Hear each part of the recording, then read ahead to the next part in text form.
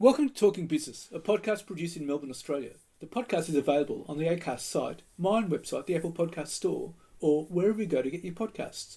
Or you can get it at the Business Acumen website at www.businessacumen.biz or at Banking Day. For the most exclusive access to leading economists and business leaders from around the world, subscribe to Talking Business from my website, leongettler.com. I am Leon Gettler. My job is to review and monitor the week's news in business, finance and economics. I bring it all to you every week. This is episode number 40 in our series for 2023, and today's date is Friday, November the 3rd. First, I'll be talking to Scott McKinnel, the country manager for Australia and New Zealand of Tenable, the exposure management company that helps organisations reduce cyber risks. We'll talk about what companies should be doing to improve their cyber security. And I'll be talking to EY economist Cheryl Murphy about the latest inflation figures and what it means for the RBA. But first, let's talk to Scott McKinnel. Scott, what are the stats showing in terms of an increase in cyber attacks? So two things. First, they're on the rise, so they're not being abated. That's the first thing. So, I think it was 92% of organisations surveyed by in a recent survey that we did by Forrester came back and said there was 70% of their businesses have been impacted as a result of some cyber criminal activity that resulted in a significant business loss. So, that's one dimension. And the second one is it's highly profitable for criminals and they're becoming increasingly sophisticated. So probably the two go hand in hand. And I think a lot of that has been a case of cyber criminals have taken advantage of the recent pandemic, which in of itself led to probably two major things. One is people accelerating a lot of transformational activity, moving to the cloud, moving to hybrid models and things. So that got exacerbated. So that sped up, accelerated. And then I suppose a unscheduled, uncharted, remote, uptake and remote usage. And people were scrambling in terms of business continuity just to keep the lights on, and they hadn't given consideration to the new world order about what working from home very meant from a cybersecurity perspective, and cyber criminals took advantage of it. So a lot of conspiring, the perfect storm really. So that's what we're seeing. You say that the cyber criminals are making money out of it. They are. So, cybercrime has been on the up and up, and if you even revert back to potentially a couple of years ago, and what their modus operandi was targeting individuals. And so they would, try and solicit payments out of people, or, in more recent times, the threat of publishing information or data breaches and then, or Visa card numbers and things of that. What it's evolved to now is ransomware, and that's clearly they've managed to monetize it and find this is a great financial venture for them. And the way that they do that is really again probably twofold. One is moving away from targeting potentially individuals and then targeting organizations around who have critical infrastructure. So they've moved there from targeting individuals to targeting organizations and bringing organizations down, which clearly has a larger impact, not just financially, but actually it really brings things to its knees. That's fascinating, because that raises another issue: is what particular sectors and industries are vulnerable to cyber attacks? Well, it's about 11. So the government's now moving towards legislating. There used to be 4 major critical infrastructures. So it used to be considered utilities and financial sector and things of that nature, but it's been expanded to 11. And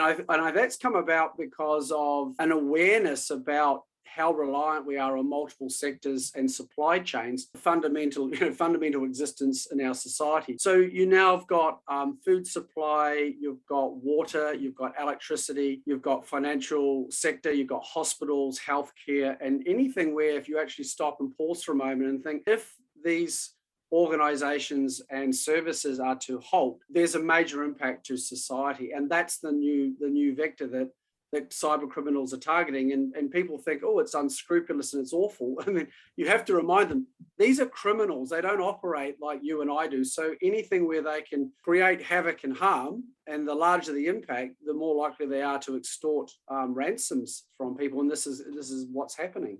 Based on that, you'd say any sector could be quite vulnerable. I mean, supermarkets, for example, come to mind.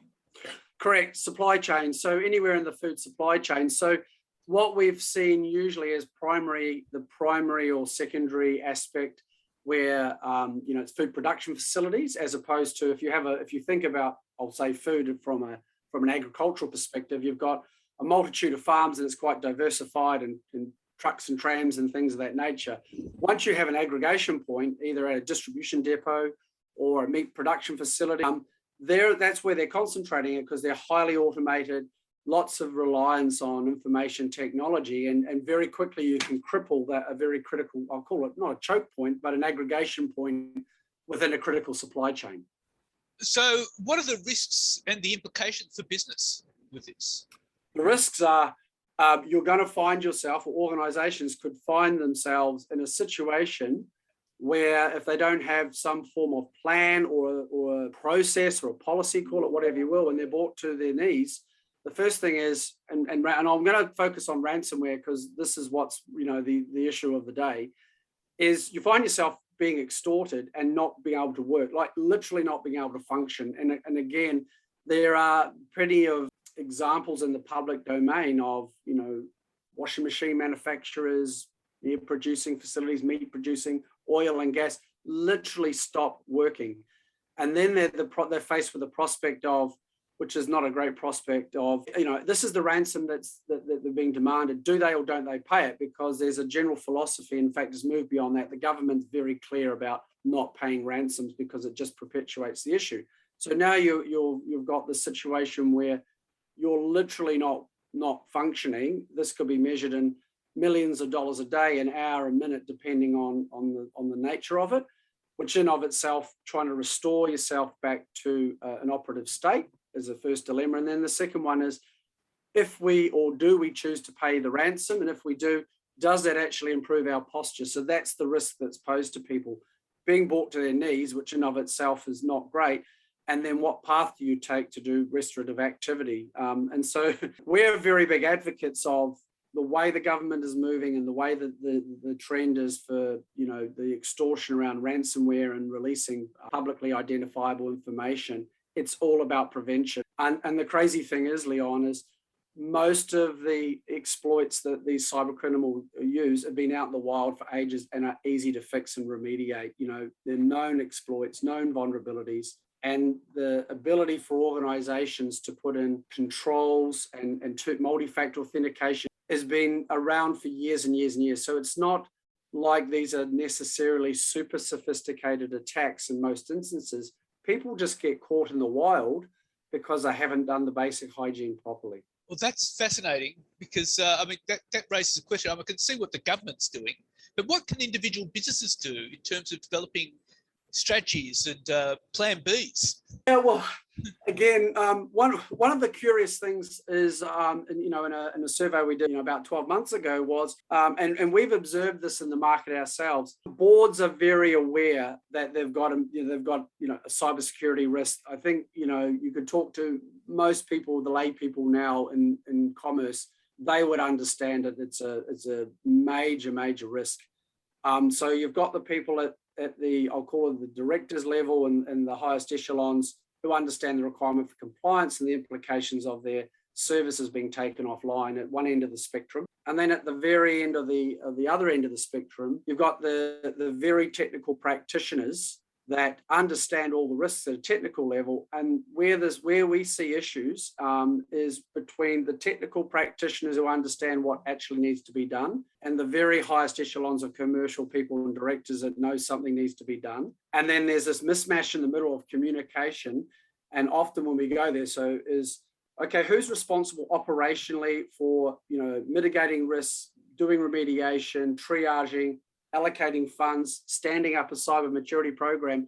And there's this kind of swirling mess right now because historically people have seen it as being a technical issue in the domain of, and they're only tasked with doing what they can. And so what people could probably do to answer your question is having a clear understanding, lines of communication, and setting up either a framework, a governance policy, having an awareness throughout the organization of this is a business risk now, not an IT issue or an IT risk, and treating it like you would with occupational safety and health or other major elements that people, a risk of a business, that they generally have policies, procedures, educational awareness, business continuity plans, remediation plans, and things like that.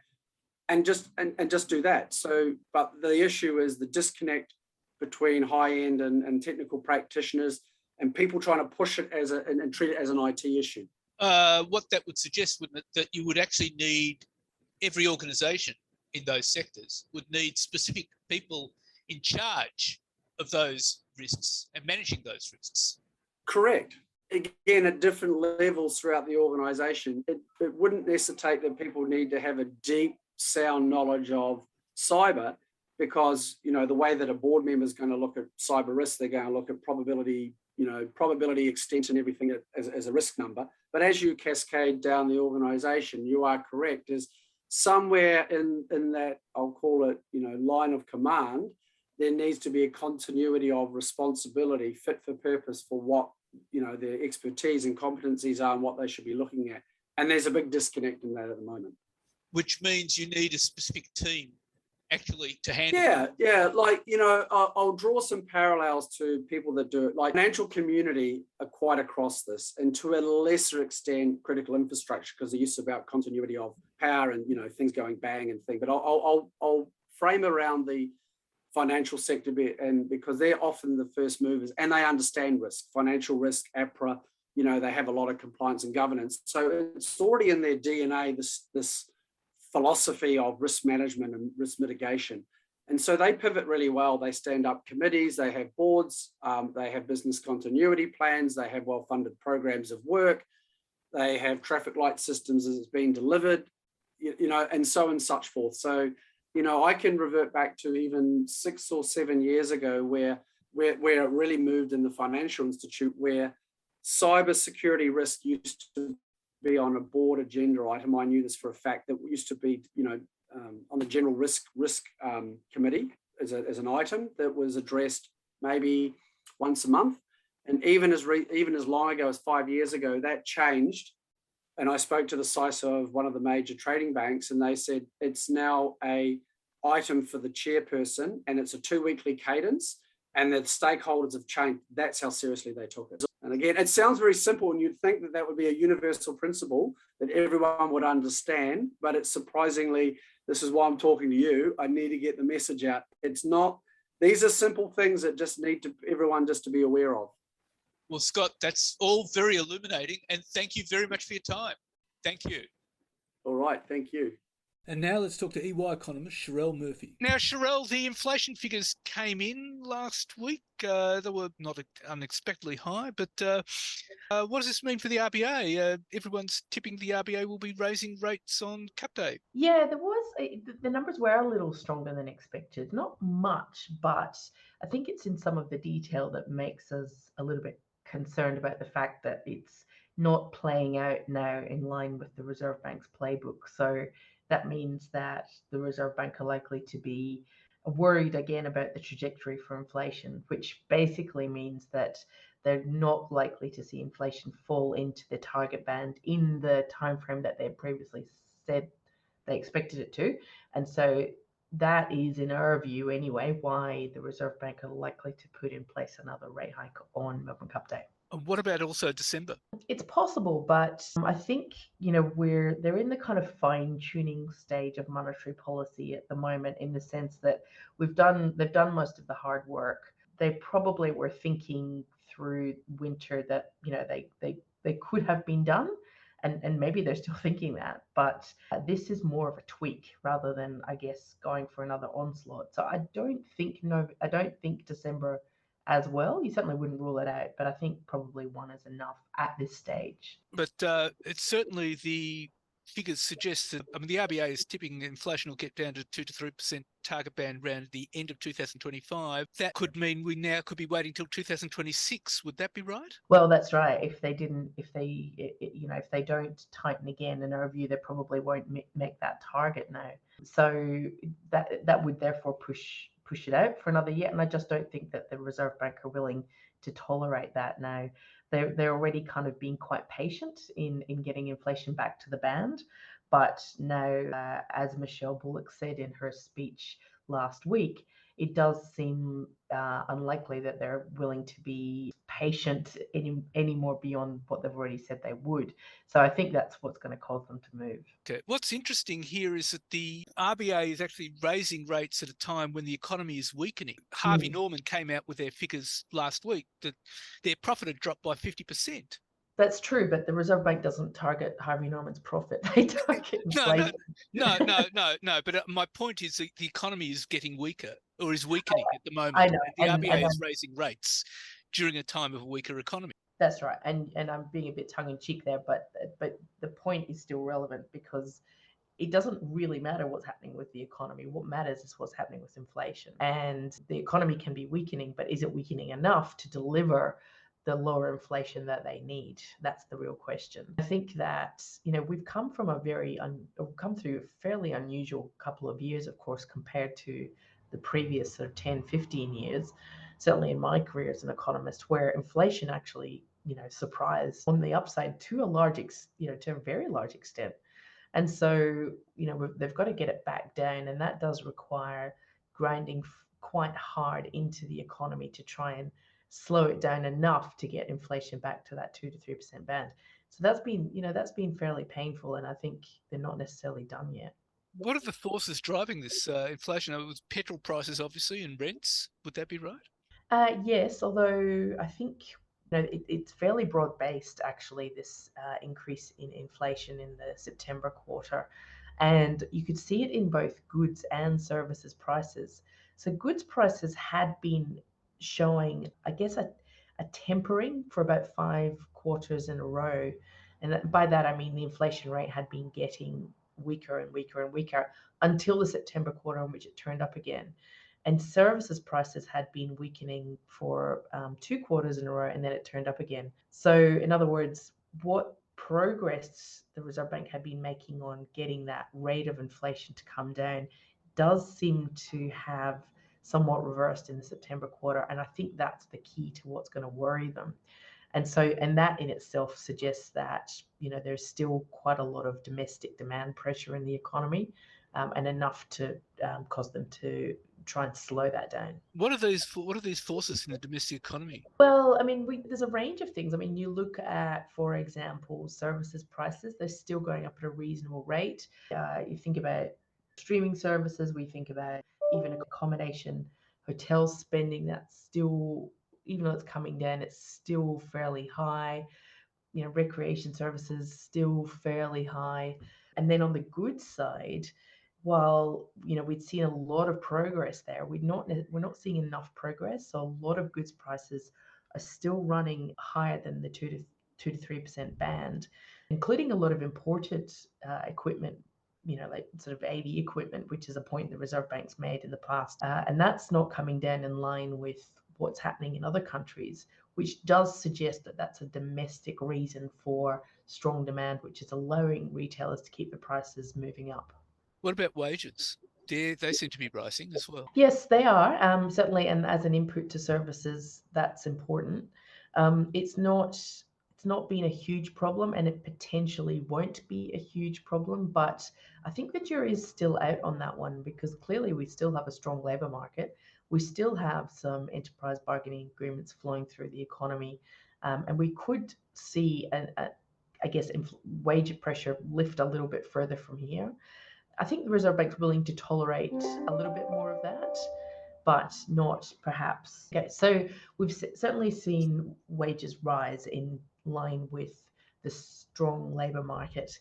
And I think it's too early to say necessarily that lift in wages pressure has dissipated for a number of reasons. One is the labour market, of course, still remains quite strong. There are still some enterprise bargaining agreements flowing through the economy, and these do tend to be causing an increase in wages because they're setting higher wage rates than they have in the past. And I think we just kind of can't necessarily see a clean decline in wages pressure from here on in. So it could definitely concern the Reserve Bank, although the rhetoric from the Reserve Bank suggests that it's not too much of a concern at this point. Right, okay. But certainly with the jobs market, I mean, with the unemployment level so low and it's not rising up to 4% as would be forecast, that we can expect wages pressures to continue. Potentially, yes. It's an interesting one because we haven't necessarily seen wages rise at a rate which is consistent with the strength in the labour market in the recent past. So should we expect that in future? We can't be 100% sure. There are some mitigating factors here that the rise in new migrants is probably keeping a little bit of downward pressure on wages compared to if we didn't have that rise. So, there are some things acting in the opposite direction. What's interesting, though, is I think coming into this, and this is quite apparent in the profit reporting season, a lot of companies are now, they're not forecasting how well they're going to be doing ahead, and they're suddenly dealing with all this debt, which is going to be quite relevant for the RBA in terms of interest rate rises. Indeed, but in the corporate sector has not been problematic from a debt point of view. And when we came out of the global financial crisis, a lot of corporate debt was effectively lowered, paid off, not taken on again. And there certainly has been a bit of a pickup in demand for credit from the corporate sector, but it's not been dramatic. So I don't suspect that that's a huge concern. And in fact, I think we can see that in the data because the corporate sector continues to perform fairly well. The business surveys are still they're not super positive, but they're certainly not weak. And at the same time, they're continuing to hire, as we know, through the jobs market. So I think the corporate sector is in fairly good shape. Now, there are exceptions to that. Of course, the construction sector is one in particular, with residential construction having gone through a fairly wild ride recently. But mostly it seems to be okay. It's the household sector that's really, I guess, bearing the brunt of that higher debt burden. Which is why the consumer confidence is down. That's right. And it's interesting at the moment because it does look like two very distinct sectors, with the consumer clearly slowing right down. In fact, consumption falling in real terms, whereas the business sector continues to move forward. Another sector that we don't talk about as much, but it's still very important, is the government sector. And this is a sector that's actually spending up. Lots of activity going on across both the Commonwealth and the states, some of which, of course, is big infrastructure projects, some of it's on health. There's all sorts of demands on government. And that, of course, has flow-on effects for the business sector as well. And probably is part of the reason that the corporate sector is doing okay as well. And so the question of debt, although many CEOs have never had to deal with debt levels that high, would not be that big a factor now. Not on average, but of course, there are a lot of exceptions within the Australian economy, and some certainly would be feeling the pinch. No, that's for sure. But overall, it seems like they're coping with it fairly well. So what do you forecast for next year in terms of the RBA? I think the Reserve Bank are going to be sitting on rates for some time. I don't see the opportunity for them to be cutting rates really, in the next, certainly, definitely not in the next 6 months, and maybe not even in the next 12. Now, the markets are starting to price rate cuts in towards the back of last year. Some forecasters in the market are saying the same. But I think, what we've seen from international evidence is that a lot of the inflation that's hanging around at the moment is fairly sticky. It is coming through on that services side.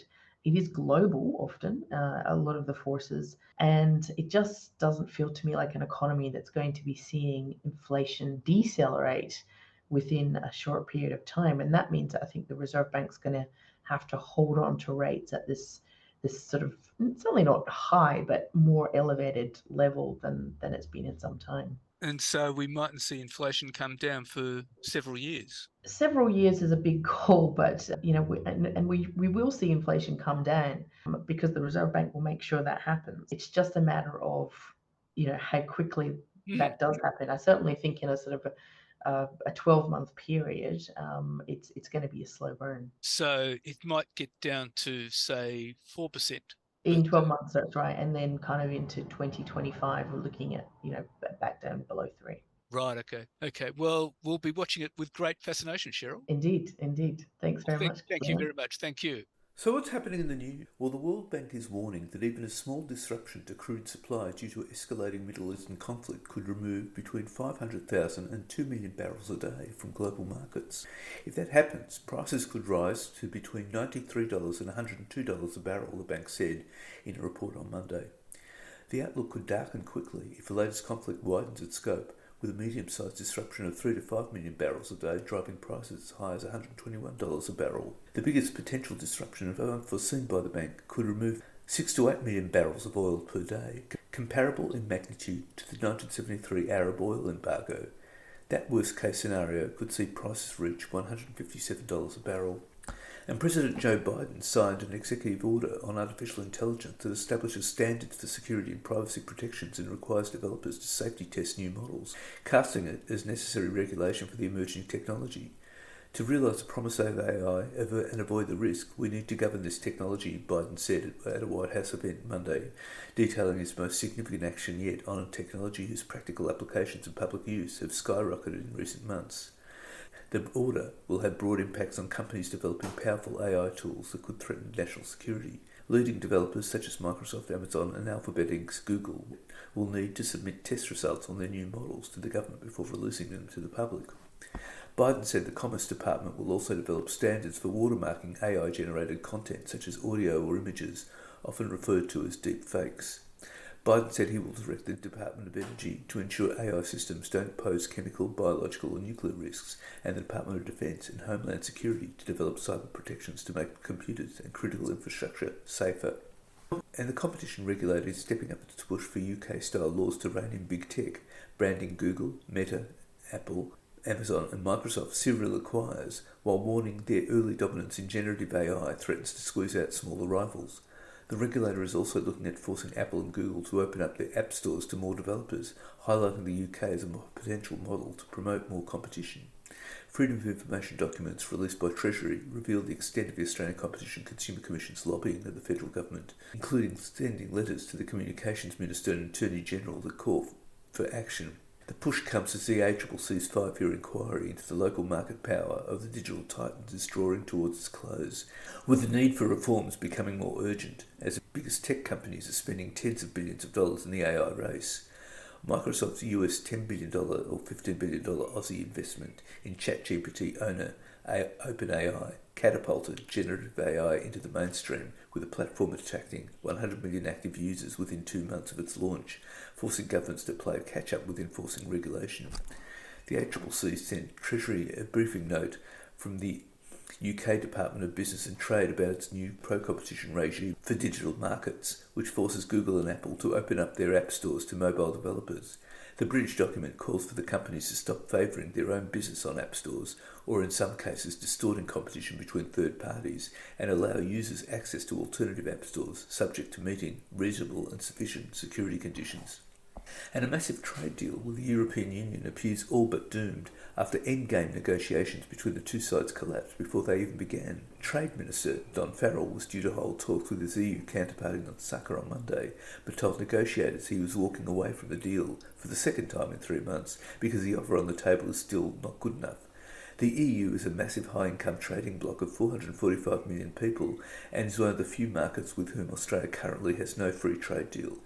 As a result, the EU imposes strict quotas and high tariffs on Australian agricultural imports, which negotiators have been trying to remove, or at the very least substantially reduce. 5 years after talks began, Australian farmers say the existing offer is a dud, arguing it barely improves market access for sugar, red meat and dairy, and would in fact impose conditions for European mandated restrictions on local farming practices. The other major sticking point has been EU demands for Australia to give up naming rights to hundreds of products, including Prosecco, Parmesan and Feta, to protect so-called geographical indications. Talks have been deadlocked since July, when Senator Farrell walked away from Brussels empty-handed, but he was holding out some hope that European negotiators would come to Osaka with an improved offer. However, Agriculture Minister Murray Watt said the European side had not budged significantly since then and expressed frustration about its notoriously protectionist market for agriculture. They have not been prepared to put on the table a significantly better offer than what they've offered before, he said. With European Parliament elections due mid-next year, Senator Watt warned it could be months, if not years, before talks would resume. I think it will be quite some time before an Australian government or any EU leader is able to negotiate a deal, and that's a bit of a shame for both Australia and the EU, he said. A delegation of farming groups, including the National Farmers Federation, NFF, and Meat and Livestock Australia, is in Osaka with the Trade Minister, and has backed its decision to stand firm. As part of the agreement, the EU has been pushing for greater access to Australia's vast critical minerals and for the abolition of the $1 billion luxury car tax, which would benefit Australian consumers. The two sides agreed a trade deal would help both markets diversify away from China, which slapped eye-watering tariffs on Australian imports during the height of the COVID-19 pandemic in what was widely viewed as economic coercion. The Albanese government has been gradually restoring trade ties with Beijing since coming to power, and it is hoped the Prime Minister's upcoming trip to China will see a further relaxation of sanctions. And the insurance industry was underprepared for floods that lashed the East Coast last year, with antiquated technology and a lack of skilled staff, tradies and materials, turning the disaster into a gruelling experience for many of its customers. Those are some of the findings of a landmark review for the insurance industry released on Tuesday by the Insurance Council of Australia after months of investigation into the sector's response to the floods by consulting house Deloitte. The ICA has pledged to accept in principle 7 recommendations to improve the insurance industry's response to natural disasters in future. This will see insurers move to improve preparedness and resourcing, as well as rework chunks of the General Insurance Codes of Practice at an upcoming review. Deloitte's review, commissioned by the ICA in the wake of the 2022 floods, finds the insurance sector was not prepared for the $6 billion disaster, which triggered more than 242,000 claims in what stands as the most expensive catastrophe in Australia in the past century. Insurers faced a massive disaster spread across the East Coast, with a response to the damage hampered by shortages across the board. The review found insurers entered the disaster with a short supply of workers in the sector amid a broader tight labour market. In addition, building materials to repair damaged properties were in short supply and trending towards historically high prices. This was coupled with a shortage of used and new cars and car parts amid a pandemic overhang. Regional and rental accommodation was also in short supply amid high domestic tourism and reduced capacity, leading to a shortage of options to rehome people affected by floods. Deloitte finds some insurers entered the disaster with antiquated computer platforms for claims handling, with several still using DOS-based systems. DOS was a computer operating system commonly used between 1981 and 1995. Deloitte found these old computer systems were difficult to integrate with other systems, more inflexible in adapting to new functional requirements, and ultimately impact negatively on the policyholder experience. The review found insurers failed community expectations around communicating to those affected by the floods, with many missing deadlines to report to insured customers about their claims. The report found more than 34,000 complaints were lodged with 7 insurers, with many due to delayed claims handling in the wake of the floods.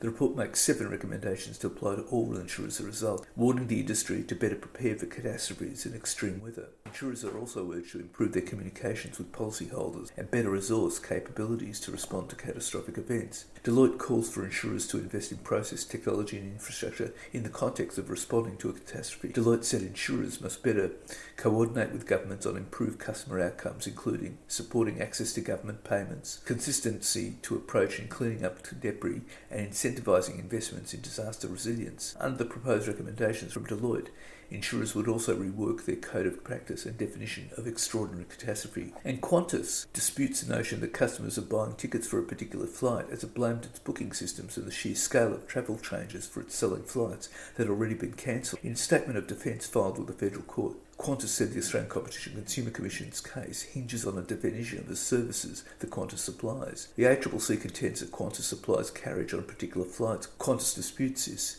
The service that Qantas supplies is not carriage on any particular flight, but rather a bundle of rights that includes alternative options to which consumers are entitled in respect of a cancelled flight, the airline told the Federal Court. The airline's statement of defence, filed on October the 27th, says it makes clear to ordinary and reasonable consumers that while Qantas will do its best to get consumers where they want to be on time, it does not guarantee particular flight times or its flight schedule. The ACCC said in late August that Qantas sold tickets for more than 8,000 already cancelled flights flights for an average 2 weeks and as long as 47 days after they'd already been scrapped internally, causing confusion, higher costs and delay for travellers. And it might be Halloween, but the number of ASX-listed zombie companies has exploded in the past 6 months and is expected to continue to rise as inflation and rising costs put pressure on business cash flows. Analysis by core auditors at KPMG has revealed companies that have exhibited its indicators of financial distress for 3 or more consecutive quarters has risen by 51% to 127 from 84 in May. Over the same time, the total market cap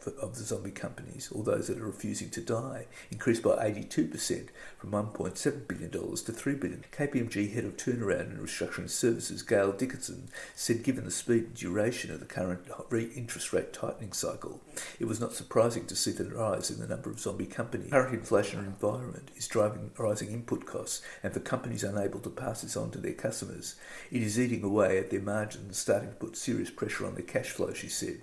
According to KPMG, there were 22 ASX-listed zombie companies in March 2022, 66 in September 2022, and 84 in May 2023. These figures are based on financial stress indicators such as share price volatility, short and long-term debt, liquidity, profitability, net assets, and other analyses. Ms. Dickinson said an important factor in the zombification of companies was an increasingly aggressive ATO, which is owed about $50.2 billion of collectible debt. And Uber Australia, says one technology industry source, is a crown jewel for the global company.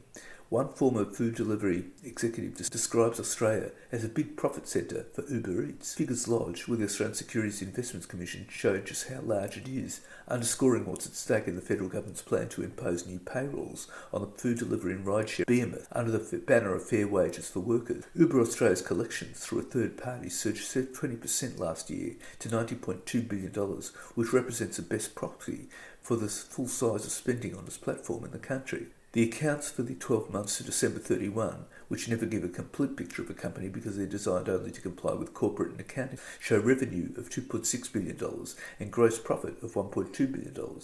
Uber spent $1.4 billion on providing services, which include its payments to delivery workers. And the global economy is now more at risk from major technological, political and environmental changes that will slow growth, put upward pressure on inflation and leave interest rates higher, a senior Reserve Bank official has warned.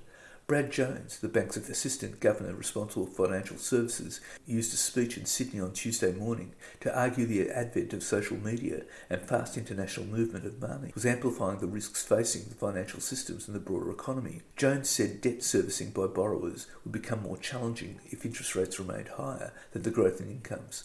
Another issue was the way social media meant information could be passed among investors almost instantaneously, which meant runs on banks could happen overnight. Herding effects associated with social media present a new challenge for financial regulators, and it is clearly easier to withdraw deposits at the stroke of a keyboard than it is to stand for hours in the rain outside a bank branch and bury cash in the yard, he said. Jones said outside of those risks to the financial system were issues caused by geopolitical tensions, cyber and digital threats, plus the impact of climate change. He said even before Russia's invasion of Ukraine, there were issues with the global trading systems caused by tensions between countries. These had now grown after the pandemic highlighted supply chain issues. Cyber risks were a major issue for all financial institutions, he said, arguing they now needed the highest standards of management and governance. Jones said risks to the stability of the financial systems due to climate change would be with the world for years to come. And that's it for this week. And next week I'll be talking to Steve Orenstein, founder and CEO of Zoom2U Technologies. And I'll be talking to Indeed economist Callum Pickering about the latest jobs figures.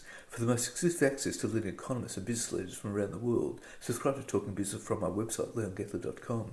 If you like Talking Business, please leave us a review with Apple Podcasts. Thank you in advance. In the meantime, you can catch me on Facebook, Twitter, Instagram, LinkedIn and YouTube. And if you want, leave a comment. For the most exclusive access to leading economists and business leaders from around the world, subscribe to Talking Business on the Apple Podcast Store or on my website, leongettler.com. If you want to contact me, email me at leon@leongettler.com. I answer all emails. Wishing you all a safe and healthy week and looking forward to bringing you Talking Business next week.